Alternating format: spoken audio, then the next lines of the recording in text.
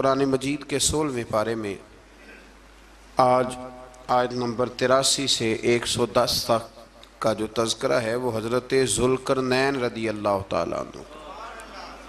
اللہ تعالیٰ نے انہیں زمین میں اقتدار دیا تھا۔ 4 لوگ دنیا میں ایسے ہو چکے ہیں جنہیں اللہ تبارک و تعالیٰ نے پوری دنیا میں اقتدار دیا، ایک وقت میں پوری دنیا کا ایک ہی بادشاہ۔ 2 مسلمان تھے، 2 کافر۔ مسلمانوں میں حضرت سلیمان علیہ السلام اور جناب ذوالقرنین علیہ السلام، اور کافروں میں بخت نصر اور نمرود۔ یہ 2 لوگ ہیں جنہیں اللہ نے پوری دنیا میں اقتدار دیا، اور پھر اس کے بعد آنے والے وقت میں اللہ تعالیٰ امام مہدی کو سارا اقتدار عطا فرمائے گا، پوری دنیا کا۔ حضرت ذوالقرنین کے بارے میں 2 روایات ہیں، ایک تو یہ ہے کہ وہ نبی تھے اور ایک یہ ہے کہ نہیں وہ ولی تھے، لیکن مجھے حضرت مولا علی شیر خدا رضی اللہ تعالیٰ عنہ کا قول ملا ہے جس میں آپ نے فرمایا کہ نہیں وہ نبی نہیں تھے، تو اس لیے میرا نظریہ یہی ہے کہ وہ اللہ کے ایک نیک بندے تھے۔ اللہ نے انہیں پوری زمین میں اقتدار دیا۔ وہ ایک مہم پہ نکلے، ان کا ارادہ بنا کہ میں ذرا دنیا کا چکر لگاؤں، تو انہوں نے سفر شروع کیا کہ میں دیکھوں ذرا سورج غروب کہاں ہوتا ہے۔ تو فرماتے میں پہنچا، بڑا گیا، لیکن میں اس مقام تک پہنچ گیا جہاں سورج غروب ہوتا ہے، تو پھر میں نے دیکھا کہ ایک سیاہ کنواں ہے جس کے اندر جا کے وہ چھپ گیا ہے، لیکن رب کریم کی اس حقیقت تک میں پہنچ سکا نہیں۔ پھر آپ فرماتے ہیں کہ میں آگے نکلا تو مجھے ایک قوم کے بارے میں بتلایا گیا جو بڑی خونخوار قوم تھی، بڑی خونخوار، اس کو یاجوج اور ماجوج کہا جاتا ہے۔ یہ قوم اتنی خونخوار تھی کہ یہ درندوں کو بھی کھا جایا کرتی تھی، اتنے لمبے چوڑے ان کے قد تھے، اتنے زیادہ طاقتور تھے کہ سانپ اور بچھو بھی کھا جاتے تھے۔ یہ نکلا کرتے تھے سبزے کے دنوں میں تو ساری کھیتیاں اجاڑ جاتے تھے، ہر چیز تباہ کر جاتے تھے، حتیٰ کہ انسانوں تک کو کھا جاتے تھے۔ تو حضرت ذوالقرنین جب وہاں پہنچے، اللہ تبارک و تعالیٰ نے انہیں ان مظلوم لوگوں کا مددگار بنایا جن پر یاجوج اور ماجوج کی قوم ظلم کرتی تھی۔ انہوں نے آپ سے کہا کہ حضور مہربانی فرمائیں، اس قوم سے تو ہماری جان چھڑائیں۔ آپ نے فرمایا تم میری مدد کرو۔ انہوں نے کہا حضور کس طرح؟ فرمایا بس جسمانی طور پر میری مدد کرو۔ تو آپ نے پھر وہاں ایک دیوار بنائی، ایک دیوار، لوہا کاٹ کر، سیسا پگھلا کر، پتھر ڈال کر ایک بڑی موٹی تازی دیوار بنائی، اور اتنی اونچی بنائی، اور پھر اس کے چاروں جانب آگ جلائی تاکہ وہ لوہا اس طرح پگھل جائے کہ وہ دیواروں کے ساتھ چپک جائے، تاکہ کوئی آدمی پیر رکھنا چاہے تو پیر رکھ کے اس پہ چڑھ نہ سکے۔ آپ نے وہ دیوار بنائی۔ اب اس قوم کا حال یہ ہوا کہ وہ اس کے اندر قید ہیں، وہ صبح جب اٹھتے ہیں تو اس کو توڑنا شروع کرتے ہیں، توڑتے رہتے ہیں، تو جب شام ہوتی ہے تو ان میں سے ہر روز ایک شخص کہتا ہے اتنی رہنے دو، باقی کل کریں گے۔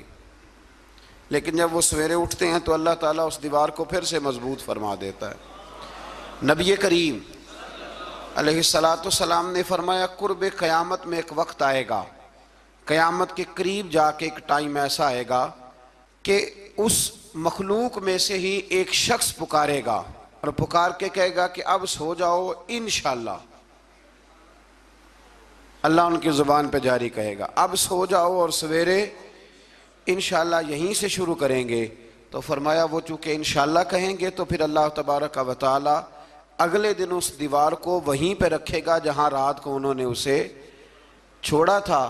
اگلے دن وہ توڑیں گے تو دیوار ساری ٹوٹ جائے گی، اور پھر اللہ تبارک و تعالیٰ کا فضل ہوگا تو مسلمان کی طرف وہ بڑھیں گے، وہ قتل و غارت کریں گے، پھر سے وہی درندگی کریں گے، تو پھر حضرت عیسیٰ علیہ السلام ان کے لیے دعا کریں گے۔ تو دعا کا یہ حال ہوگا کہ ان کے وجود پر کچھ ایسی چیزیں برآمد ہوں گی جن کی وجہ سے وہ مر جائیں گے، ختم کر دیے جائیں گے، قیامت کے قریب جا کے وہ دوبارہ آئیں گے۔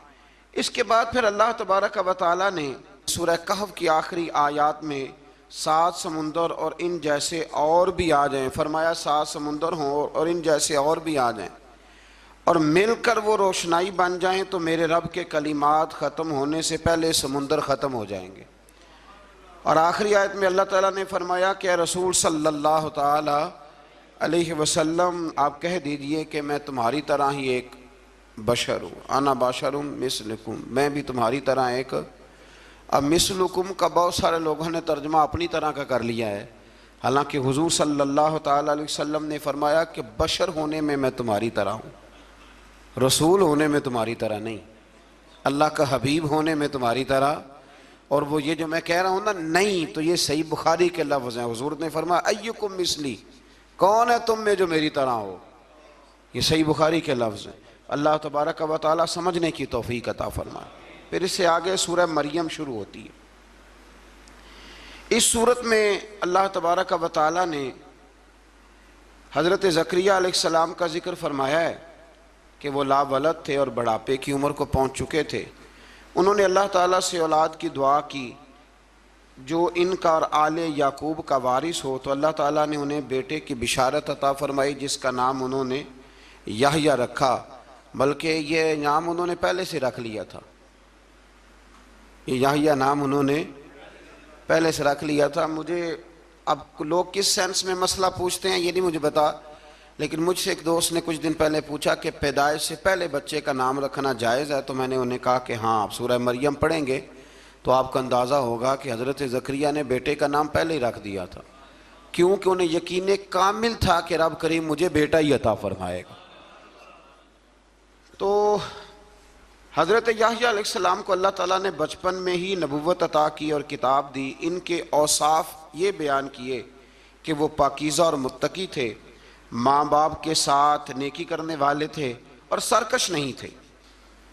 ان پر سلام ہو جب وہ پیدا ہوئے، اور ان پر سلام ہو جب ان کی وفات ہوئی، اور قیامت کے دن جب انہیں اٹھایا جائے گا۔ اس سے معلوم ہوا کہ نبی کریم علیہ السلام پر یا کسی بھی نبی پر سلام بھیجنا اور اس دن پر سلام بھیجنا جس دن اللہ تعالیٰ نے انہیں پیدا فرمایا ہے، یہ قرآن مجید سے ثابت ہے۔ یعنی آپ یہ کہہ سکتے ہیں کہ جس سہانی گھڑی چمکا طیبہ کا چاند، اس دل افروز ساعت پہ، دل افروز ساعت پہ تو یہ عین قرآن مجید ہے کہ جس دن وہ پیدا ہوئے اس دن ان پر سلام۔ اللہ تعالیٰ سمجھنے کی توفیق عطا فرمائے۔ پھر اس سے آگے چل کر حضرت مریم سلام اللہ علیہا کا ذکر ہے کہ ان کے پاس فرشتہ آیا۔ ہم تیسرے پارے میں بھی ان کا ذکر پڑھ آئے، پھر ایک آدھ اور جگہ پہ بھی اشارتاً کنایتاً ان کا تذکر آیا کہ ان کے پاس فرشتہ انسانی شکل میں آیا، اور فرشتے نے آ کے کہا کہ میں آپ کو بیٹے کی بشارت دینے آیا ہوں۔ کہنے لگی میرے پاس کیسے بیٹا آئے گا، مجھے تو کسی مرد نے چھوا ہی نہیں۔ تو فرمایا رب ایسے ہی کرتا ہے جب وہ کسی کام کا ارادہ فرما لیتا ہے۔ تو حضرت مریم کے ہاں اللہ تبارک و تعالیٰ نے حضرت عیسیٰ علیہ السلام کی ولادت فرمائی۔ حضرت عیسیٰ بغیر باپ کے پیدا ہوئے، اور حضرت آدم علیہ السلام غیر ماں باپ کے پیدا ہوئے، تو یہ اللہ کی قدرت کی نشانی ہے۔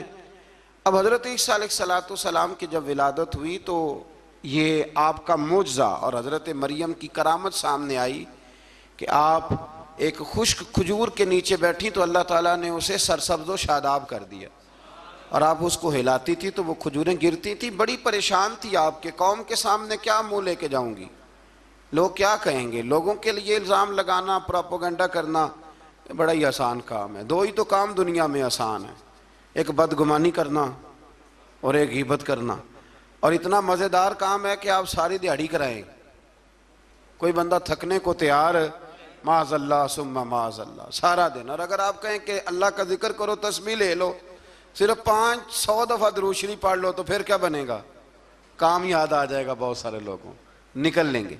کبھی کبھی کچھ چیزیں بڑی یاد رہ جاتی ہیں۔ ایک شاعر نے ایک شعر کہا تھا، میری تھوڑی سی شعری ذوق ہے تو مجھے دلچسپی ہے، رہ جاتی ہیں کچھ باتیں ذہن میں۔ ایک دفعہ ہمارے ایک دوست کے بارے میں کچھ پراپیگنڈا ہونے لگا تو میں نے انہیں ایک شعر لکھ کے بھیجا، مجھے یاد تھا، میں نے ایک شعر لکھا۔ کسی شاعر نے کہا تھا کہ مخلوق تو فنکار ہے اس درجہ کے پل بھر میں، سنگے در کعبہ سے بھی اصنام تراشے۔ کعبے کے اندر سے مٹی لے کے لوگ بت بنا لیتے ہیں اور اللہ کا شریک بناتے ہیں۔ تو کہنے لگا شاعر کہ مخلوق تو فنکار ہے اس درجہ کے پل بھر میں، سنگے در کعبہ سے بھی اصنام تراشے۔ تم کون ہو کیا چیز ہے داغ کبابی، لوگوں نے تو مریم پہ بھی الزام تراشے۔ لوگ تو منٹ لگاتے ہیں، وہ جو رہی مسجد میں، پلی مسجد میں، لوگوں نے الزام لگانے کا وقت آیا تو الزام لگا دیا، سید عائشہ صدیقہ پہ لگا دیا، صدیق کی بیٹی اور صدیقہ۔ آپ سوچ سکتے ہیں کہ لوگ کہاں تک جاتے ہیں اور باتیں کہاں تک پہنچتی ہیں۔ تو یہ میرے رب کریم کا فضل اور کرم ہے کہ جناب مریم کی برات کا اعلان بھی قرآن نے کیا اور حضرت عائشہ صدیقہ کی برات کا اعلان بھی قرآن پاک نے فرمایا، یہ بھی قرآن مجید نے فرمایا ہے۔ اور کل پرسوں بھی بات ہو رہی تھی حضرت یوسف علیہ السلام کی، تو الزام تو لگتے رہتے ہیں۔ تو میں نے اس دن بھی سوال کیا تھا، پھر دہراتا ہوں کہ غلطی کیا تھی حضرت یوسف کی؟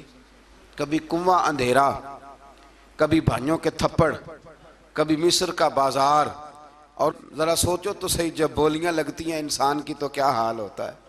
اور پھر ذرا یہ بھی تو دیکھو نا کہ جب زلیخا نے الزام لگایا تو پھر کیا حال ہے، اور پھر 12 سال کی جیل، پر رب فرماتے ہیں شانیں میں نے یوسف کو ہی عطا فرمائی ہیں۔ تو حضرت مریم سلام اللہ علیہا جب وہ بیٹا لے کے گئی ان کے پاس تو انہوں نے کہا یہ کہاں سے آ گیا؟ تو آپ فرمانے لگی میں نے تو چپ کر روزہ رکھا ہوا ہے، اسی سے پوچھ لو یہ کہاں سے آیا ہے، یہی بتائے گا۔ پنگوڑے میں تھے حضرت عیسیٰ علیہ السلام، پنگوڑے میں، تو قرآن مجید کہتا ہے کہنے لگے قال انی عبد اللہ، حضرت عیسیٰ بولے اور بول کے کہنے لگے میں اللہ کا بندہ ہوں، اور آتانی الکتاب، خالی نہیں آیا، کتاب ساتھ لے کے آیا ہوں، وجعلنی نبیا، اور اس نے مجھے نبی بنا کے بھیجا ہے۔ تو حضرت عیسیٰ علیہ السلام پنگوڑے میں ہیں تو کلام فرما رہے ہیں، اپنے نبی ہونے کا اعلان فرما رہے ہیں۔ اب اس بندے کے قریب جا کے اس سے سوال کرنے کو دل نہیں کرتا جو نبی پاک کے بارے میں کہتا ہے 40 سال کے بعد نبی بنے۔ یہاں پنگوڑے میں حضرت عیسیٰ کلام کریں، پنگوڑے میں، اور وہ پنگوڑے میں کہے میں نبی ہوں، اور تو اپنے رسول کے بارے میں یہ کہے کہ بکریاں چرا رہے تھے تو معاذ اللہ انہیں پتہ ہی نہیں تھا کہ میں نبی بن جاؤں گا۔ ایسی کوئی بات نہیں۔ اعلیٰ حضرت فرماتے ہیں اللہ اللہ وہ بچپنے کی پھبن، یعنی بچپن میں بھی رنگ ڈھنگ نرالے تھے میرے رسول کی۔ اللہ اللہ وہ بچپنے کی پھبن، اس خدا بھاتی صورت پہ لاکھوں سلام، اس خدا بھاتی صورت پہ۔ اور مرحوم اعظم چشتی نے بھی ایک جملہ بڑا خوبصورت کہا، اس نے کہا تیری حیات پاک کا ہر لمحہ پیغمبر لگے، تیری حیات پاک کا ہر لمحہ پیغمبر لگے۔ پھر اس سے آگے آیت نمبر 41 سے ایک بار پھر حضرت ابراہیم علیہ السلام کا ذکر ہے کہ وہ بہت سچے نبی تھے، انہوں نے اپنے چچا کو بے جان بتوں کی عبادت سے روکا، عذاب الہی سے ڈرایا۔ اس نے کہا کہ آپ ہمیں ہمارے خداؤں سے پھیرنا چاہتے ہیں، اس سے رک جائیں ورنہ ہم آپ کو سنسار کر دیں گے۔ ابراہیم علیہ السلام نے کہا کہ میں آپ کے لیے اپنے رب سے استغفار کرتا رہوں گا، وہ مجھ پر بہت مہربان ہے۔ تو اللہ تبارک و تعالیٰ نے انہیں اسحاق علیہ السلام بیٹے اور یعقوب علیہ السلام پوتے کی بشارت دی، اور یہ بھی فرمایا کہ یہ دونوں نبی بھی ہوں گے۔ پھر آیت نمبر 51 سے لے کر 58 تک مختلف انبیاء کا ذکر ہے۔ اللہ تعالیٰ نے اس میں فرمایا کہ حضرت موسیٰ کو برگزیدہ رسول، نبی اور اللہ کا رازدار کہا گیا، اور حضرت ہارون کی نبوت کا بیان بھی ہوا، اور حضرت اسماعیل کو وعدے کے سچے، نماز اور زکوٰۃ کا حکم دینے والے رسول اور نبی اور اللہ کا پسندیدہ قرار دیا گیا۔ ادریس علیہ السلام کو صدیق نبی قرار دیتے ہوئے فرمایا کہ ہم نے ان کو بلند جگہ پہ بٹھایا ہے۔ کہاں ہے ادریس علیہ السلام؟ چوتھے آسمان میں بھی، اور جنت کا قول بھی ہے۔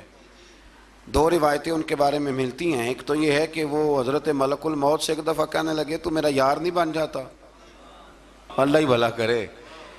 حضرت اسرائیل کو کہنے لگے دوست بن، جو کہا بن جاتے ہیں، دوستی ہو گئی۔ فرمانے لگے یار موت کا ذائقہ کیسے چکھاتا ہے؟ کہنے لگا میں آپ کو چکھا دیتا ہوں۔ آپ کو موت کا ذائقہ چکھایا اور دوبارہ پھر روح ڈال دی، آپ اٹھ کے بیٹھ گئے۔ کہنے لگے دوزخ تو دکھا، نے وہ بھی دکھا دی۔ فرمایا جنت تو دکھا، جنت بھی دکھائی۔ تو کہنے لگا واپس چلیں، فرمانے لگے اب تو نہیں جانا۔ کیوں؟ فرمایا رب فرماتا ہے ہم فیہ خالدون، جو جنت میں آئے گا یہیں رہے گا۔ نے کہا جناب وہ تو پہلے موت کا ذائقہ چکھنا ہے، پل صراط جو دوزخ کے اوپر ہے وہاں سے گزرنا ہے۔ تو آپ فرمانے لگے یہ دونوں کام میں کر چکا ہوں اور تو نہیں کرائے ہیں، لہذا میں آ گیا ہوں تو میں نے یہیں پہ رہنا ہے۔ اب حضرت ملک الموت علیہ السلام نے عرض کی مالک یہ تیرا بندہ، فرمایا تیری دوست بھی اس کے ساتھ لگی تھی تو میری توفیق سے ہی لگی تھی، اور یہ یہاں تک آئے بھی میری توفیق سے ہی ہے، میرا ارادہ بن گیا انہیں یہاں رکھنے کا، میری طلب بھی تو تیرے کرم کا صدقہ ہے، میری طلب بھی تو تیرے کرم کا صدقہ ہے، یہ پاؤں اٹھتے نہیں بلکہ یہ اٹھائے جاتے ہیں، تو یہ بھی تو اس کا کرم ہوتا ہے نا کہ وہ کس طرح کر کے کسی کو نوازتا ہے۔ آیت نمبر 59 میں اللہ تعالیٰ کے فرما بردار اور سرکش بندوں کے احوال اور جو ان کے آخرت میں احوال ہوں گے ان کا ذکر کیا گیا ہے۔ آیت نمبر 66 میں بتایا گیا ہے کہ منکرین آخرت حیات بعد الموت کے بارے میں ہمیشہ شک میں مبتلا رہے، انہیں یقین ہونا چاہیے کہ مرنے کے بعد دوبارہ وہی خالق زندہ کرے گا جس نے پہلی بار بغیر کسی نام و نشان کے پیدا کیا۔ آیت نمبر 76 میں بتایا کہ جو لوگ گمراہی میں مبتلا ہیں ان کے ابتلا میں اضافے کے لیے مہلت کی مدت بڑھا دی جاتی ہے، اور جو ہدایت یافتہ ہیں ان کو مزید استقامت نصیب ہوتی ہے۔ اللہ کے ہاں ثواب اور انجام خیر کے اعتبار سے باقی رہنے والی نیکیاں سب سے زیادہ بہتر، ایسی نیکیاں کریں جو باقی رہیں ہمیشہ، کیا کہتے ہیں؟ صدقہ جاریہ۔ آیت نمبر 81 میں فرمایا کہ مشرکین اس امید پر اللہ کے سوا معبودان باطل کی عبادت کرتے ہیں کہ مشکل میں ان کی مدد کریں گے، فرمایا ہرگز نہیں، وہ ان کے دشمن بن کے عبادت کا انکار کریں گے۔ آیت نمبر 88 میں بتایا کہ کفار نے اللہ کی طرف اولاد کی نسبت کر کے نہایت سخت بات کی، یہ تو اتنا سنگین جرم ہے کہ اس سے آسمان پھٹ پڑے، زمین شک ہو جائے اور پہاڑ ریزہ ریزہ ہو جائیں۔ مزید فرمایا کہ آسمان اور زمین میں جو کوئی بھی ہے سب اللہ کے حضور بندے بن کے حاضر ہوں گے۔ آیت نمبر 97 میں فرمایا جو لوگ ایمان لائے اور نیک کام کیے ان قریب رحمان لوگوں کے دلوں میں ان کی محبت پیدا فرما دے۔ یہ جو شرک والا معاملہ ہے نا، یہ بڑا سادہ سا ہے۔ کچھ لوگ آج نئے فلسفی اٹھے ہیں تو وہ کچھ عجیب و غریب سی باتیں دہریوں جیسی کرنے لگے ہیں، اور بعض مضامین ہم دیکھتے ہیں تازے جو چھپتے ہیں ان کے اندر بھی وہ اشارتاً کنایاتاً مذہب کی بنیاد پر تقسیم نہیں ہونی چاہیے، انسان بحیثیت انسان قابل تکریم ہے۔ تو ایک بات سمجھ لیں کہ جو مکان کی رجسٹری آپ کے نام ہے اگر کوئی اور دعویٰ کرے اس کا تو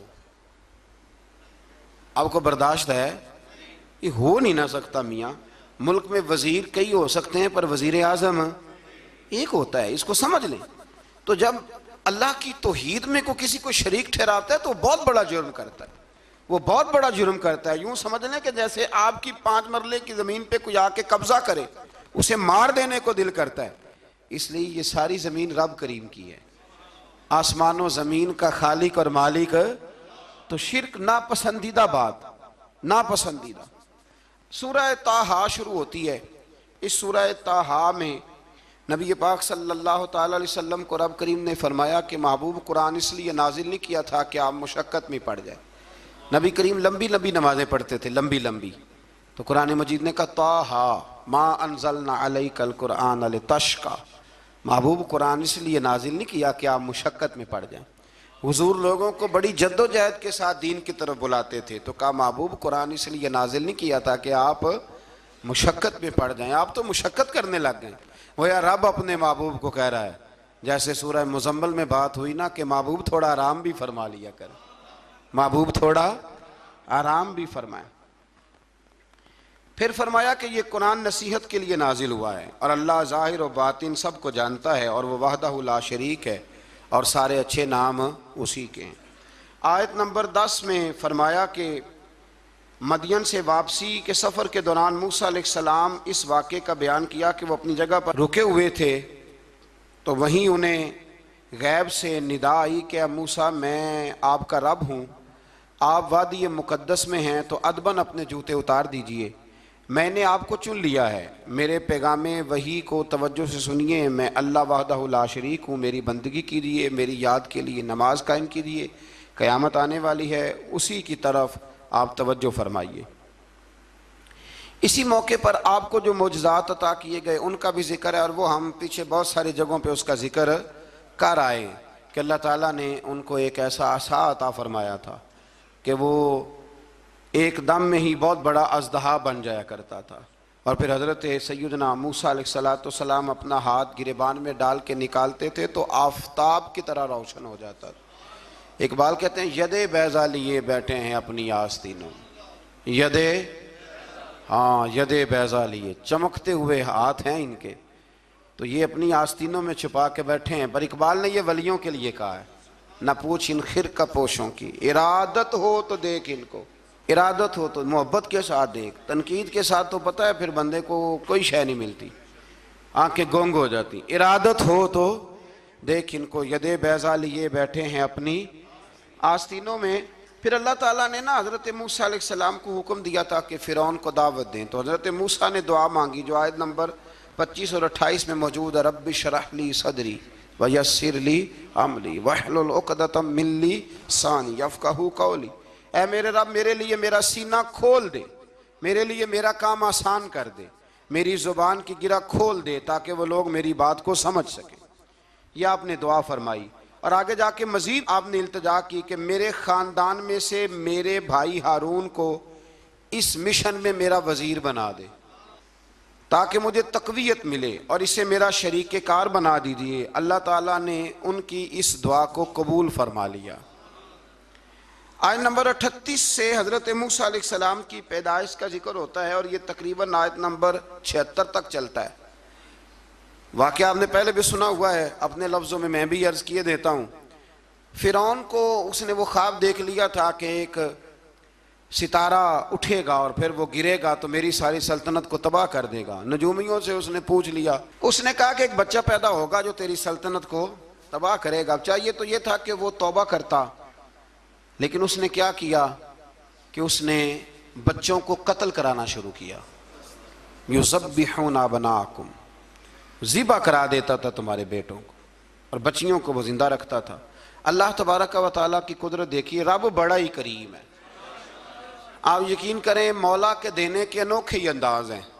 یعنی حضرت موسیٰ کوہ طور کے پاس آگ لینے جائیں تو اللہ تبارک و تعالیٰ پہلی وحی فرما کے نبی بنا لے۔ بھائی حضرت یوسف کو کنویں میں ڈالیں تو رب وہاں سے نکال کے مصر کا حکمران بنا دے۔ وہ بڑا ہی بے نیاز ہے، مولا کے دینے کے انداز بڑے ہی انوکھے ہیں، وہ بڑے انوکھے انداز میں نوازتا ہے۔ تو حضرت موسیٰ جب پیدا ہوئے تو ان کی والدہ نے پتہ کیا کیا، ان کو ایک صندوق میں بند کر کے دریا میں بہا دیا۔ اب دریا میں بہتے جا رہے ہیں تو ماں تھی تو پریشان بھی ہو گئی، ان کی ہمشیرہ کو کہنے لگی ذرا دھیان رکھنا کدھر جاتے ہیں۔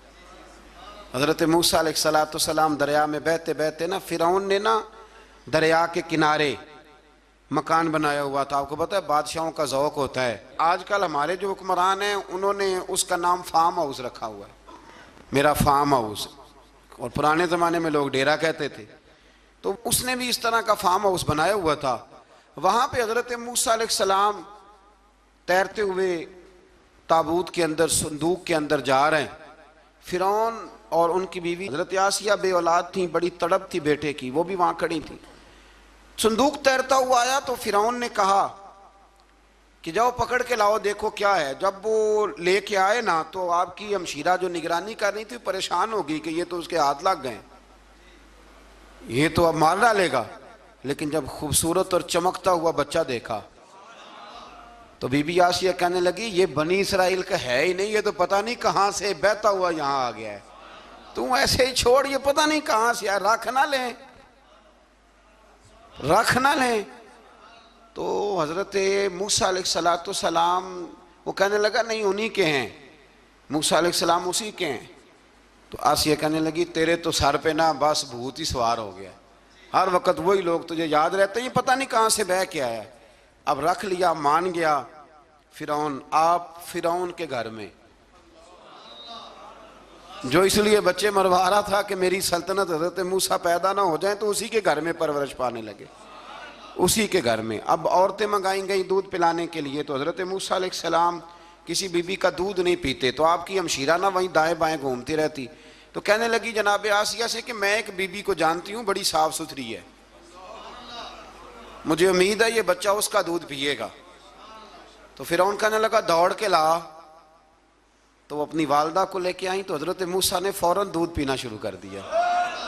فرعون کو پھر تھوڑا شک ہوا، ایک روایت یوں بھی لکھی ہے بعض لوگوں نے کہ فرعون ایک دن اٹھایا ہوا تھا حضرت موسیٰ کی ابھی تھوڑی سی عمر تھی، تو آپ نے اس کی داڑھی پکڑ کے تو ایک گھونسا دے مارا، جلالی تو شروع سے ہے نا، تو کہنے لگا آسیہ تو مان نہ مان یہ بچہ وہی ہے۔ تو حضرت بی بی آسیہ کہنے لگی کہ تجھے غلط فہمی ہے، یہ وہ نہیں ہے۔ اس نے کہا دیکھو نا، یہ تو اٹھاتی ہے تو پیار کرتا ہے، اور میرے جب قریب آتا ہے تو اس کے لب و لہجے میں تلخی محسوس کرتا ہوں۔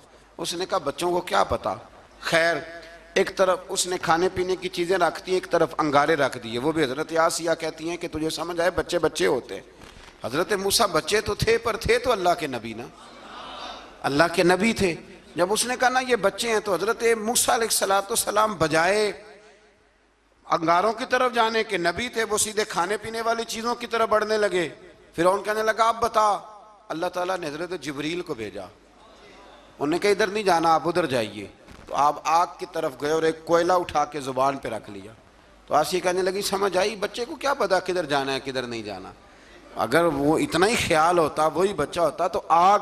اور بعض مفسرین نے لکھا ہے یہ جو حضرت موسیٰ دعا مانگتے تھے نا رب اشرح لی صدری ویسر لی امری، یہ وہ آگ کا انگارہ جب کوئلہ منہ میں رکھا تھا نا تو اس کی وجہ سے زبان میں کچھ لکنت آ گئی، تو آپ دعا کرتے تھے کہ یا اللہ میری زبان کی وہ بند گرا کھول دے تاکہ میں کھل کے فرعون کے سامنے بات کر سکوں۔ وہیں حضرت موسیٰ پلنے لگے، وہیں پلے، وہیں جوان ہوئے، وہیں اللہ نے ساری دولتیں دی، بہن بھی ملی، ماں بھی ملی، اور سارے عزیزوں کا پیار بھی ملا۔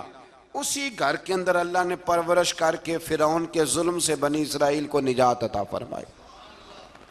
آج نمبر 77 سے موسیٰ علیہ السلام کو حکم ہوا کہ راتوں رات بنی اسرائیل کو لے کے نکل جائیں۔ انہیں اللہ کی طرف سے یقین دلایا گیا کہ ان کے لیے سمندر میں خشک راستہ نکال لیا جائے گا۔ فرعون نے ان کا تعاقب کیا اور سمندر میں غرق کر دیے گئے۔ اس مقام پر اللہ تعالیٰ نے بنی اسرائیل پر اپنے احسانات کا ایک بار پھر ذکر فرمایا۔ حضرت سعد بن ابی وقاص رضی اللہ تعالیٰ عنہ بھی ایک دن جہاد کے لیے نکلے تو رستے میں سمندر آ گیا۔ حضرت موسیٰ کی قوم کو نا سمندر نے رستہ دیا تھا، تو جناب سعد بن ابی وقاص سمندر کے کنارے کھڑے ہو کے اب وہ لوگ پوچھنے لگے حضور کیا کرنا ہے؟ فرمایا کرنا کیا ہے، ابھی دیکھیں کیا ہوتا ہے۔ تو فرمانے لگے وہ سمندر و دریا، اگر تو حضرت موسیٰ کی نافرمان قوم کو رستہ دیتا ہے تو ہم تو رسول اللہ کے فرما بردار غلام ہیں، ہمیں بھی رستہ دے۔ تو 12 رستے بن گئے دریا میں سے۔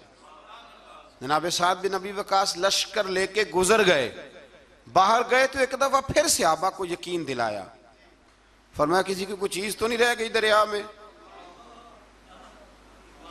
دشت تو دشت ہیں دریا بھی نہ چھوڑے ہم، بحر ظلمات میں دوڑا دیے۔ اب میں کیا کروں، علامہ اقبال نے ہر جگہ کلام لکھا ہے، ہر جگہ۔ یہ آپ کو پتہ نا ایک صاحب مجھے بھی سمجھا رہے تھے، میں نے جمعے میں بھی وضاحت کی، کہنے لگے آپ اقبال کی بڑی تعریفیں کرتے ہیں۔ میں نے کہا مجبوری ہے، وہ کام ہی تعریفوں والے کرتے ہیں تو ہو جاتی ہیں، کیا کیا جائے، آمدام برسر مطلب۔ تو حضرت سعد بن ابی وقاص نے پوچھا کچھ رہ تو نہیں گیا؟ کہا جناب پیالہ رہ گیا میرا مٹی کا دریا میں۔ تو حضرت سعد بن ابی وقاص کہنے لگے کوئی مسئلہ نہیں، ہم رسول اللہ کے غلام ہیں، اور اس پر بڑی دلائل ہیں، وقت نہیں ہے آگے بڑھنا ہے۔ فرمایا او دریا، او ہمارا پیالہ تو واپس کر دے۔ تو ایک لہر آئی تو پیالہ بھی کنارے پہ پھینک گئی۔ تو اللہ تعالیٰ نے حضرت موسیٰ علیہ السلام کو کی قوم کو وہاں سے نجات دی۔ آیت نمبر 85 سے سامری کا ذکر ہے۔ سامری ایک جادوگر تھا۔ جب حضرت موسیٰ علیہ السلام تشریف لے گئے نا کوہ طور پہ، تو اس نے نا سونے کا ایک بچڑا بنا دیا تھا، اور اس کے منہ میں ایسی تاریں اس نے لگائی تھیں کہ جب ہوا چلتی تھی تو وہ تاریں بجتی تھیں، مفسرین نے لکھا ہے۔ تو بنی اسرائیل والوں کو یہ کہتا تھا دیکھو یہ بولتا ہے، تو بڑے کمزور ایمان کے لوگ تھے، اس طرف متوجہ ہو گئے، اس طرف متوجہ ہو گئے۔ حضرت موسیٰ علیہ السلام واپس آئے تو انہوں نے پوچھا کہ یہ ماجرا کیا ہے؟ تو اس نے کہا کہ میں نے نا حضرت جبریل علیہ السلام کا گھوڑا جب چل رہا تھا تو ان کے پاؤں سے جو مٹی لگ رہی تھی وہ مٹی میں نے تھوڑی اٹھا لی تھی، اور وہ میں نے اس کے منہ میں رکھی ہے، جس کی وجہ سے اس کے منہ سے آواز ہے۔ وہ مٹی کب اٹھائی تھی وہ بھی لکھا ہے مفسرین نے کہ حضرت موسیٰ علیہ السلام نے جب کہا نا بنی اسرائیل والوں کو کہ گھوڑے ڈالو اندر، حالانکہ رستے بن بھی گئے تھے، پھر بھی کہنے لگے ایسا نہ ہو کہ اندر جائیں تو پانی پھر آ جائے، تو یہ جاتے نہیں تھے، ڈرتے تھے، کمزور ایمان کے لوگ تھے نا۔ اصل مسئلہ نا اندر کا ہے۔ آپ یقین کریں یہ بڑی باکمال بات ہے، میں تو اس نتیجے پہ پہنچا ہوں تھوڑی سی زندگی گزار کے کہ یقین اگر مضبوط ہو نا تو انسان کی زندگی کا ہر کٹھن رستہ آسان ہو جاتا ہے۔ لیکن جن لوگوں کے اندر مسائل بہت زیادہ ہوتے ہیں ان کے لیے بیرونی کوئی کام کرنا بھی بڑا ہی مشکل ہوتا ہے۔ تو یہ لوگ کہنے لگے کیسے اندر جائیں گے تو پھر نہ پانی مل جائے، تو حضرت جبریل امین آئے گھوڑی پہ بیٹھے ہوئے، انہوں نے آگے آگے گھوڑی دوڑائی، تو آگے گھوڑی دوڑی تو ان کے گھوڑے خود بخود پیچھے دوڑ پڑے۔ حضرت سیدنا جبریل کی گھوڑی جہاں پیر رکھتی تھی وہاں سے سبزہ اگتا تھا، سامری جادوگر تھا، حیرت انگیز چیزوں کو جمع کر لیتا تھا، اس نے وہ جمع کر کے رکھ لی اور بچڑا بنا دیا۔ تو حضرت موسیٰ علیہ السلام نے جب اس سے پوچھا تو اس نے یہ بات بتائی اور کہنے لگا یہ تدبیر مجھے میرے نفس نے سجائی تھی۔ حضرت موسیٰ نے اس سے کہا تو یہاں سے چلا جا، زندگی میں تیرے لیے وحشت کی سزا ہے اور تیری سزا کا وقت آخرت میں مقرر ہے۔ اس کے بعد والی آیات میں اللہ تعالیٰ کی وحدانیت، کتاب اللہ کی حقانیت اور اس سے روح گردانی کرنے والوں کے لیے عذاب آخرت کا بیان ہے۔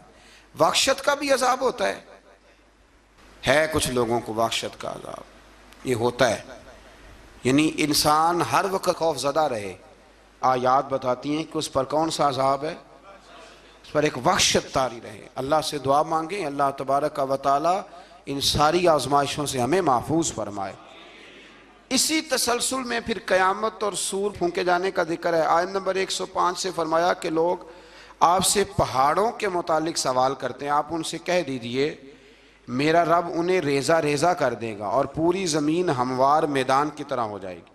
آیت نمبر 109 میں قیامت کی ہولناکیوں کا ذکر ہوا اور فرمایا آج اللہ کی بارگاہ میں کسی کو مجال شفاعت نہیں ہوگی سوائے اس کے جسے وہ اذن شفاعت عطا کرے اور جس کے قول سے وہ راضی ہو۔ آیت نمبر 110 سے اکڑی گردنوں کے حی و قیوم کے سامنے جھکنے، ظالموں کے نامراد ہونے اور مومنین صالحین کے کامیاب ہونے کا ذکر ہے۔ آیت نمبر 114 میں علم میں اضافے کی تعلیم کے لیے دعا ارشاد فرمائی گئی ہے جو بڑی معروف ہے، رب زدنی علما۔ آیت نمبر 115 سے اس بات کا ذکر ہے کہ آدم علیہ السلام جو جنت میں درخت کے قریب چلے گئے تو یہ ان کی بھول اور اجتہادی خطا تھی، اللہ نے خود وضاحت فرما دی، اور انہوں نے قصداً اللہ کے حکم کی نافرمانی نہیں کی۔ آدم علیہ السلام کو جنت میں داخل کر کے بتایا کہ یہاں نہ بھوک لاحق ہوگی، نہ بے لباسی ہوگی، نہ پیاس لگے گی، نہ ہی دھوپ کی تپش محسوس ہوگی، اور یہ کہ آپ اپنے دشمن شیطان کی چالوں سے بچے رہیں گے۔ اس مقام پر قرآن نے اس موضوع کو پھر بیان کیا کہ شیطان نے وسوسہ ڈالا اور مخلص اور ہمدرد کا روپ دھار کر ان کو بہکایا۔ انہوں نے ممنوع درخت سے کھا لیا سو ان کے ستر کھل گئے اور جنت کے پتوں سے اپنے ستر کو ڈھانپنے لگے، پھر اللہ نے ان کی توبہ قبول کی اور جنت سے زمین پر بھیج دیا۔ آیت نمبر 124 سے اللہ تعالیٰ نے فرمایا جو ہماری یاد سے غافل رہے گا ہم اس کے لیے معیشت تنگ کر دیں گے، وَمَنْ أَعْرَضَ عَنْ ذِكْرِي فَإِنَّ لَهُ مَعِيشَةً ضَنْكًا، جو ہماری یاد سے غافل ہوگا اس کے لیے زندگی اس پر اللہ تبارک و تعالی ہر وقت اپنی یاد کی توفیق عطا فرمائے۔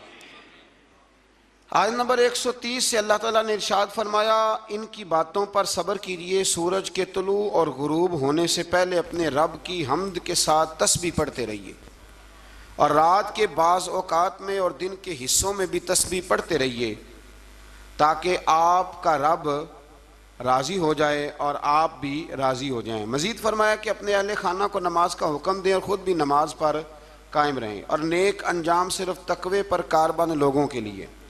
کفار قریش کے عذاب کے مطالبے کے جواب میں فرمایا کہ ان سے پہلے لوگوں کو اللہ نے ہلاک کر دیا تھا اور عذاب کا وقت مقرر ہے، اگر ہم رسول بھیجنے سے پہلے ہلاک کرتے تو یہ لوگ کہتے کہ ہمارے پاس عذاب سے پہلے رسول کیوں نہیں بھیجا، ہمیں کوئی سمجھا لیتا ہم نہ یہ کام کرتے۔ اور فرمایا انتظار کرو تم ان قریب جان لوگے سیدھے راستے والے اور ہدایت یافتہ لوگ کون ہیں۔ یہ 16ویں پارے کے کچھ مندرجات تھے جو میں نے آپ کی خدمت میں عرض کی ہے، اللہ سمجھنے کی توفیق عطا فرمائے۔